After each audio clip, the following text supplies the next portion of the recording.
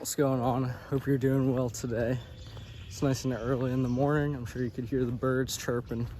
If you're new here, subscribe, hit the like button. It helps out more than you know. And let's get right into today's topic. I'm actually really enjoying the walking and talking vlogs. I'm really enjoying the walking and talk vlogs style of my videos now, or at least for the time being, just because it's a little bit more casual, a little bit less, oh my god, I have to set up a tripod, and then, be really planned out with my words, stuff like that. When I'm vlogging and walking around holding the camera, I don't feel like the mistakes that I make really matter as much. So, I don't know. Just thought I'd share that I enjoy the vlogging style. But yeah, let's talk about the subject matter of today, which is, do you have enough time in the day? So, that common phrase that most people say is oh, I wish there was more time in the day. These 24 hours, I can't get it all. Can't get everything I want to do done. And I'm gonna refute that point, honestly, for most people, and say that that's not true. I think most people do have enough time in their day, and it's evident if you look at your screen time on social media. Now, if you're working a very taxing job, and then you're at a job for 10 to 12 hours a day, because if you think about it, if you sleep 8 hours a day, not that you have to sleep 8 hours a day, but if you sleep 8 hours a day, then there goes, now let's say we have 16 hours of waking time to play with, then there goes over half of your waking time. If you work 12 hours, then you have 4 hours. But then I'm gonna chill at the sunset real quick, but there's people there, so I'm gonna go to another spot. And it rained yesterday, so there's water on the ground if you can't tell. But yeah, so I think that's mostly a problem, and I'm talking to probably younger kids that are in high school and college, that have time. But if you're stuck in a job working tons of hours every day, then you're kind of limited with your options, and what you have to do is start freeing up your time from being in that job. But for the majority of kids, you have enough time in the day, I promise. I used to think that I didn't have enough time in the day to do what I wanted, but if you just look at your screen time, bro, you're probably spending I don't even know, 5 to 10 hours. I've seen some people with 10 hours of screen time, which is absolutely crazy, but I've also been there, so I can talk bad about it because I've been there and done that.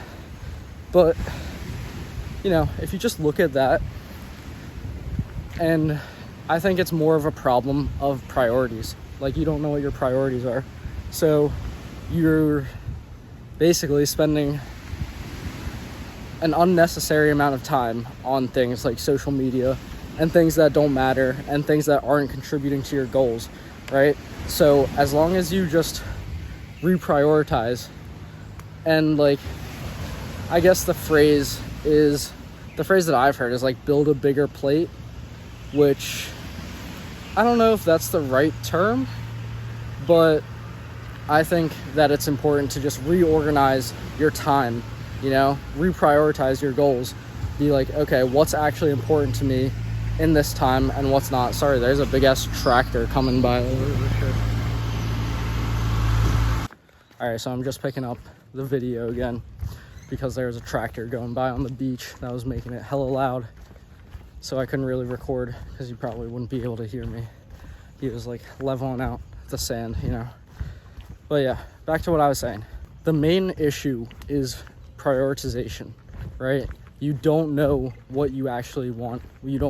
Maybe you have goals set, but your priorities aren't in place in order to be able to act on those goals. So what you need to do is sit down, write out what your goals are, write out what the actions are that are going to get you to your goals, and then you can kind of reprioritize what actually, put them in order of the things that you should be taking care of every single day, focusing on. A really good way to do that is to create a timetable.